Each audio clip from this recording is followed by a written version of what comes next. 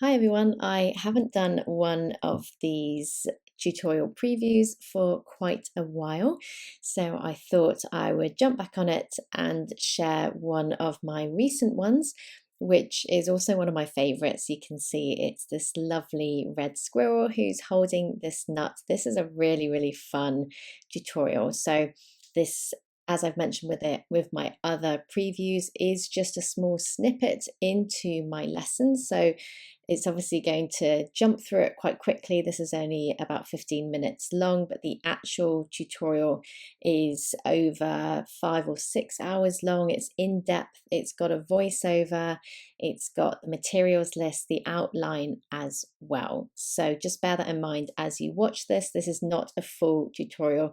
If you do want to watch that, then I have hundreds of lessons over on my Patreon channel. And if you want the link to that, then you can just comment below, or you can go on my website, or the URL is at the end of this tutorial as well. It's also in my bio on YouTube. So I'm going to start off with the eye. So with animals, on most subjects, to be honest, I tend to start off with the eyes or the nose first. Now, the reason being is I personally find that the eyes are the most important part of a subject. So your eyes are always drawn to them. They hold the most character and personality as well.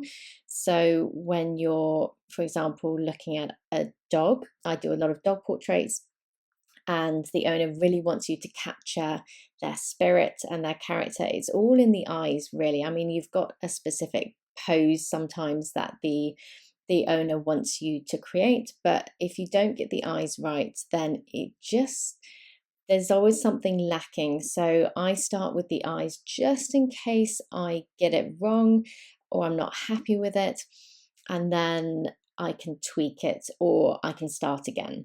So if I was to, for example, with this squirrel, you can see I'm doing all of this base work and hair work, which takes the most time. If I were to do all of that, leave the eyes till last, and then I get to the eyes and then I make a real hash of it and just can't correct it. Maybe I overwork the paper and it just isn't, I can't save it. Then you've wasted so many hours, all of that work. So I just have always been taught to start off with the eyes first. And I think it's mainly if you are a beginner, that is just so important because you are still learning. At my uh, level now of experience, I probably could get away with not starting with the eyes first because I'm very much experienced creating them now, but it's just force of habit really. And also I love eyes, so starting with them first, I get really excited and I don't think I could wait until the end. So this is me creating lots of fur work to go on top of that base. So the base for vibrant fur, you actually want to go more vibrant and slightly darker than what you can see in the photograph. And that's because we're going to do a little bit of lifting. Naturally, we will need to lighten, add some sort of ivory hairs in and some lighter orange hairs in. What happens when you add lots of those hairs in for fur detailing is you tend to wash out what's underneath. So if you go a little bit more vibrant, a bit darker at the base stage, then you won't wash it out quite as much because you have gone that little bit darker. And you can see as well, these vibrant tones stand out so beautifully on top of the darker base. And having that darker base as well creates depth for us. So if we were to have a lighter base, and we're trying to add these orange hairs on top, they're just not going to stand out on top, which is obviously not what we want. We want to make sure there's lots of these hair details going on. That's going to make the fur look nice and hairy. So at the back there, it's a little bit darker. So I don't want to cover the base quite as much. I want to keep that base looking quite dark. We want to make sure that area in general looks darker than the areas surrounding it. So I do tend to space my lighter hairs out a little bit more when I add them on top. So in my lessons, I do list the the tones that I'm working with in the lesson. So I'll put them in a materials list, which I share before the lesson is released, but I also have now started adding the name and the number of the pencil on the screen as well, which is obviously very helpful. I've heard lots of feedback that it's really helping people. So that's a good addition to my lessons. I also provide the voiceover. So as I'm speaking now, you obviously get an idea of my voice and how I describe things. Obviously, I'm not going to be speaking every second of the lesson. I know some of you do like to have a little bit of peace and quiet. So I very much just talk in the areas, sort of I'll describe something and what I'm doing, but I won't talk for the whole way through that you're working on that particular stage, because I've just described it, and I'll jump in here and there just to make sure and remind you, but it's not like this preview. Obviously I'm talking a lot and filling every second just because I'm trying to pack as much information in these 15 minutes, but yeah, as I say, in the actual long lesson I won't be chatting quite as much as this, but all information is covered, and I'll chat through all the techniques and explain why I'm using a tone, how I'm using the tone as well. So quite fiddly at the back here. This is a tutorial that I'm building up just using pastel pencils. So I have lots where I use a mix of soft pastels and pastel pencils, but there are quite a few that I just use pastel pencils and no soft pastel sticks, just because I appreciate quite a lot of you don't work in soft pastels. I do recommend the soft pastels just because they make your life a little bit easier in terms of, well, quicker. You can cover a space really, really quickly with soft pastels. And I do tend to find that they are a little bit more vibrant. So especially when you are working with colourful subjects, then soft pastel sticks are wonderful. And they're really easy to blend, and they're so soft that you don't have to worry too much about pressing too hard into the paper. Obviously, if you're working with pastel matte paper, which I always do, you always need to be careful you're not damaging the tooth of the paper. If you damage the tooth, then it's a little bit harder to get that pastel to stick on top. You want that grit, that kind of, it's very, very fine sandpaper in a way. So if it's completely smooth because you've rubbed into it too much, then it's very hard for any pigment to get stuck to it, if that makes sense. So if you don't use soft pastels, that's absolutely fine. I do have a list of tones, pastel pencil tones that are an alternative. So I've got a list of all the Unison soft pastels that I use in my lessons.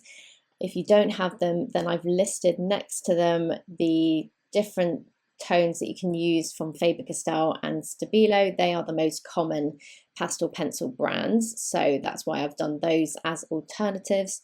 So there's a list there on Patreon when you join. It should be fairly obvious to find, but again, if you can't find it, you can always drop me a message. What else? If you have other soft pastel brands, just not Unison or Smink, then you can again message me and I can try and help you find some alternatives just by looking at swatch sheets online. So I do also have a very accurate swatch sheet of all of my Unison soft pastels. When I go online to these art shops and I look at their swatch sheets, they're so inaccurate. So I look at them and then I compare them with my soft pastel tones and they just don't match up. They're so inaccurate, and it's really hard to know what you're buying or comparing, especially if you're trying to replace with the pastel pencils. So that's why I've done this swatch sheet, which I've scanned with my Epsom scanner, so it is the most accurate representation of tones. So if you're wanting to compare and substitute, then you can just open up my swatch sheet online and you can very easily just swatch your tones and see which ones match up. It's very straightforward, and it's proved really helpful for so many people, so I'm really glad I did it.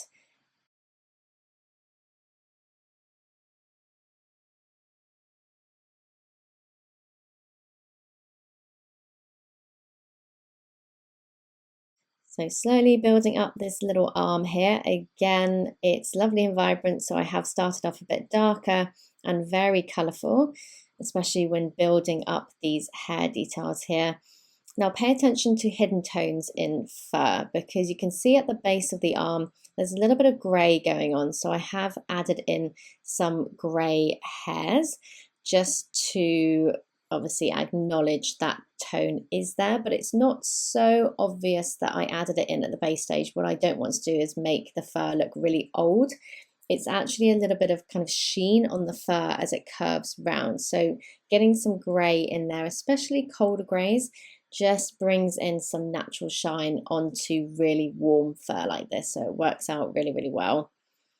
So always paying attention to the fur direction as well as I go. You can see here I'm not pulling the hairs straight down. I'm curving them, checking in with the reference photo where's that kind of shoulder muscle, the structure going on, and I'm curving my hairs around those areas just so we can make this squirrel look really nice and three-dimensional.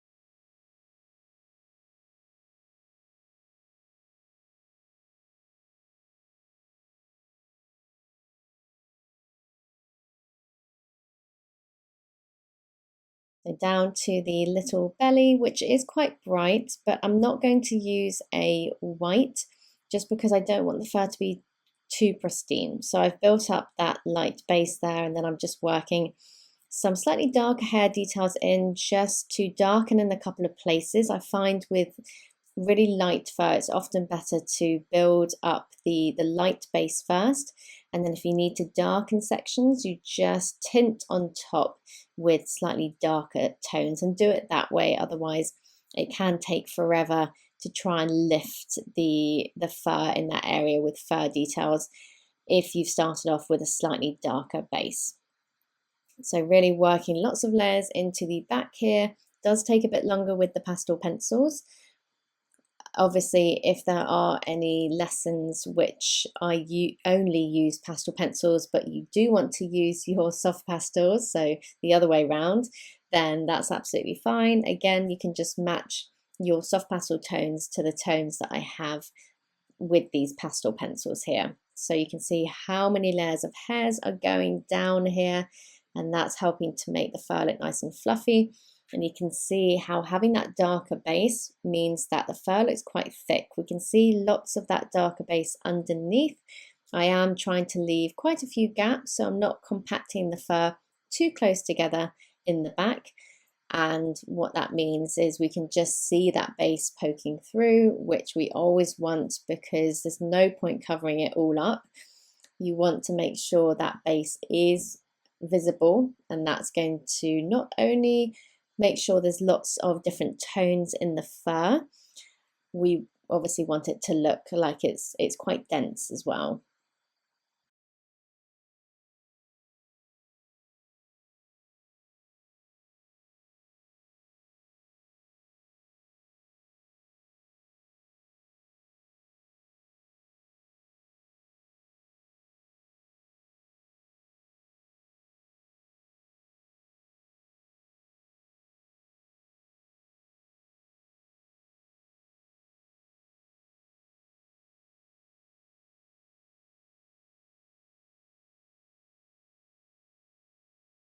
So some little feet down here.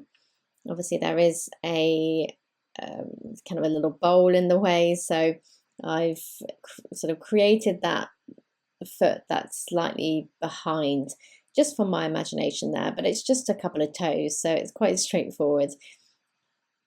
Just going to create this shape, at the base stage before I add any hairs, and that's really important. And then a little bit of shadow here, and then I can move on to the big fluffy tail.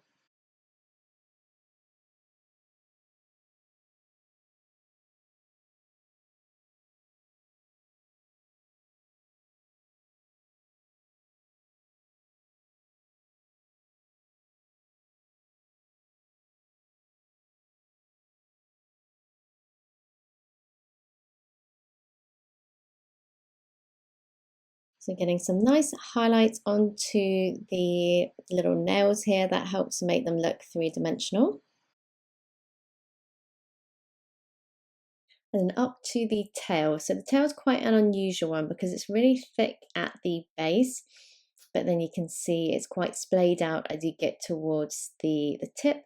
So what I like to do is create quite thick base where it is a little bit thicker, where it's tucked just against the back, and then I'm going to make up the rest of the tail with lots and lots of hair details. And if I add enough in, then it's obviously going to start to thicken it up, but you don't want too much base all the way up into the tail towards the tip, because then it's going to look really solid like a dog's tail. It's more feathered, so that's why, you know, you want to just be careful about working the base for this particular area. It must be done with lots of hair details as opposed to solid base, which will just make it look too stiff and just like it's not got, well, like it's got a really, really thick tailbone, which it hasn't.